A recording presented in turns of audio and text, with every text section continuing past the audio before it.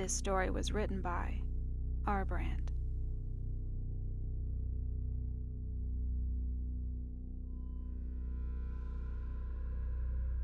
Do you know the first rule they drill into you about wilderness survival? Never panic. But that's easier said than done. No matter how seasoned you think you are, no matter the toughness you claim, the moment you realize you're completely alone, with no clear path home, panic doesn't just creep in. It floods you. The true test lies not in avoiding this terror, but in mastering the art of regaining your composure once fear has taken hold. I was 11 years old then, on a week-long trip to Havasupai with my church group sometime in August. I never really believed in anything they talked about on Sundays, but I was from a poor family, and they always paid for my trips. Of course, I didn't know that at the time. And in fact, I wouldn't have had much of a childhood at all if not for them. If you've never been to Havasupai, imagine this. After trekking a grueling half-marathon through the sun-blasted, arid expanses of the Grand Canyon, you stumble upon an untouched paradise of rivers and waterfalls, a verdant oasis that defies the desolate landscape around it. Look it up. Pictures don't do it justice, but they come close. But I digress. The hike there is a downward trek of 10 miles. So naturally, the return is its uphill counterpart. Now picture this, a slightly pudgy 11-year-old me, trudging uphill 10 miles in 90-degree heat. It was manageable, though, as long as we stayed in our groups. We were a few dozen strong, so those of us who were slower started in front. Fatigue set in quickly, and I fell back to the next group. Another 20 minutes, and I dropped back again, each step a growing struggle. The trail was a ribbon between towering stone walls carved by creeks over millennia, with other stretches laid bare beneath the unforgiving sun, the foliage cleared away. I can't pinpoint exactly how it happened. I was staring at my feet, the soft thud of my water bottle against my thigh marking each step, my mind adrift in a sea of fatigue and heat. When I looked up, I found myself in a clearing. The path I'd been following vanished, replaced by a random scatter of sagebrush under the harsh sun. I backtracked, hoping to find the trail, but it was as if it had evaporated. Panic set in, tears streaming down my face as I broke into a desperate sprint. After a minute, the trail was still nowhere in sight. I turned, running, screaming for help, but my voice was swallowed up by the vastness of the canyon. My heart was a drumbeat against my chest, my mouth dry as I looked at the quarter-liter of water in my bottle. Just a few sips left. I was going to die. That was the only thought in my mind. I ran in another direction, my voice hoarse as I screamed again. Help! Help! I pushed on for minutes that felt like hours, but there was nothing. Only the relentless, hot, desolate landscape stretching out endlessly around me. The sun bore down, turning the canyon into a furnace, the heat mirroring the mounting hysteria in my mind. I looked around the vast canyon, what looked like miles in any direction, for any sign of life, any dots of trekkers on the rim, anything. But there was nothing. It was around 2 p.m., and the sun wasn't going to go down anytime soon. In my desperation, I cried out for God to please save me. But still, silence. And to be honest, I'm going to die wasn't a coherent thought in my head. It was more primal than that, a visceral sensation that grips you. Those who have felt it know what I mean. It's not about thinking in words. It's about experiencing a raw, unfiltered surge of dread. Panic is the essence of fear, a state where planning and logic are drowned out by an overwhelming wave of despair. I collapsed onto the scorched earth, feeling the sting of the hot sand against my hands and knees. My tears fell, disappearing almost instantly as they met the ground, a poignant symbol of my fleeting life being consumed by the unforgiving soul of the desert. And as I sat there, a small but vibrant splash of color caught my eye.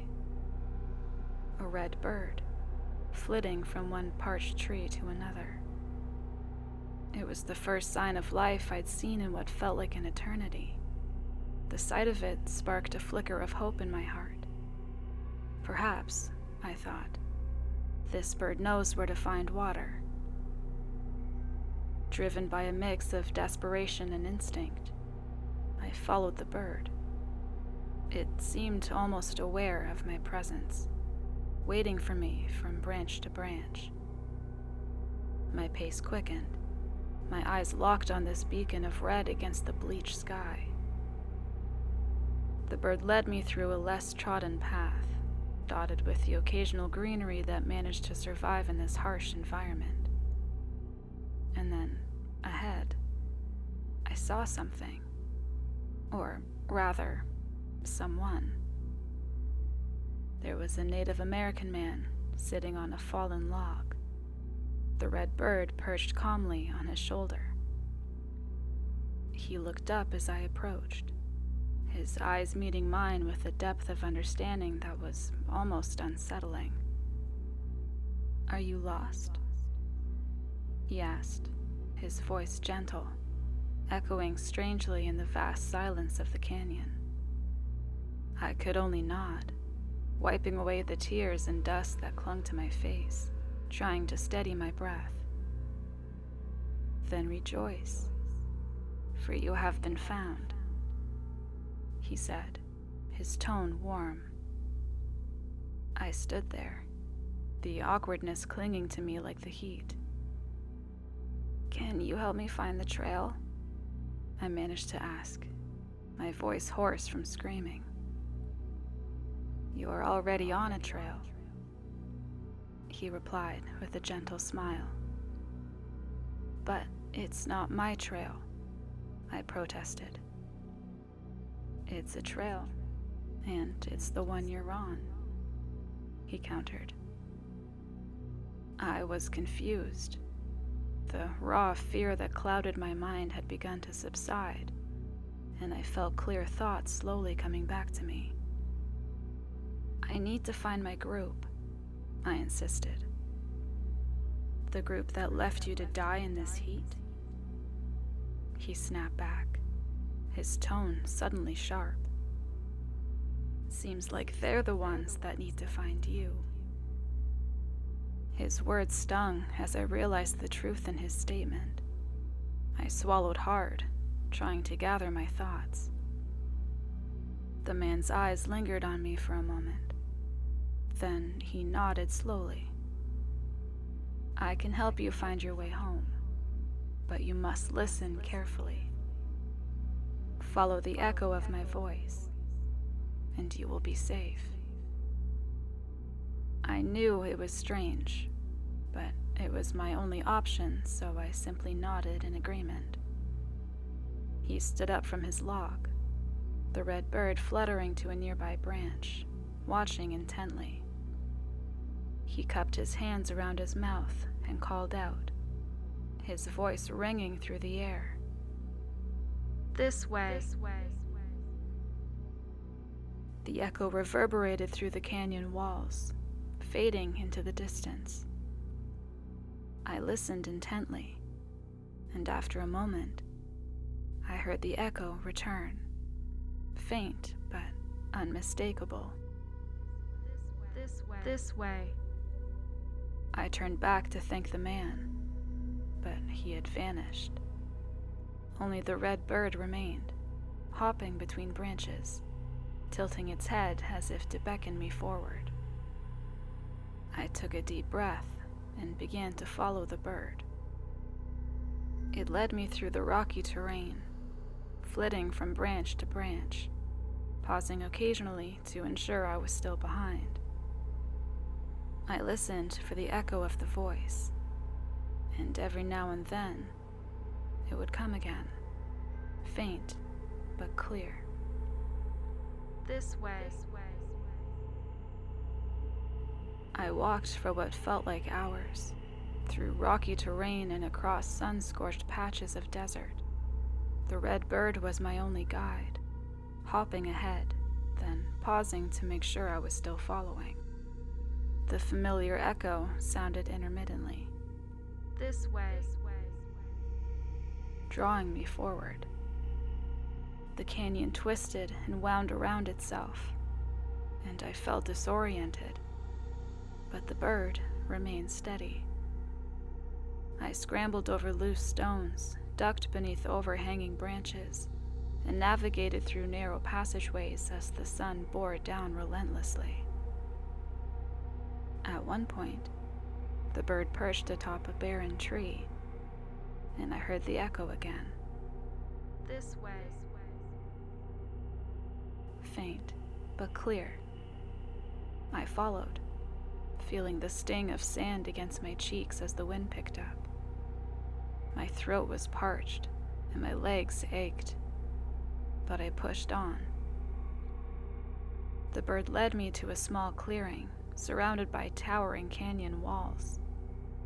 For a moment, I thought I was still lost, but then I heard the distant voices of my group.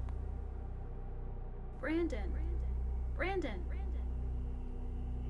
The group turned as one and ran toward me, relief washing over their faces. They hugged me, patting my back, and bombarded me with questions. Where were you? We were so worried. Thank God you're safe. Warmth spread through my chest as I looked around at their familiar faces. I was overwhelmed with relief and gratitude. They handed me water and snacks, and I quickly gulped them down. The leaders fussed over me, checking for signs of heat exhaustion. You're gonna be okay, one of them said reassuringly. I smiled and nodded, feeling a sense of safety for the first time in hours. I sat down on a rock, letting the cool breeze wash over me as the group gathered around, chatting and laughing. But just as I was about to speak, I heard a whisper on the wind. This way. I felt the hairs on the back of my neck stand up. I have to go, I stammered, backing away. The leader's voice deepened. You're not going anywhere. In that moment, I heard the whisper again, urgent and clear. This way. I spun around and bolted, shoving past the clawing hands and running toward the ridge. I could hear them behind me, their voices rising in a cacophony of shrieks and howls.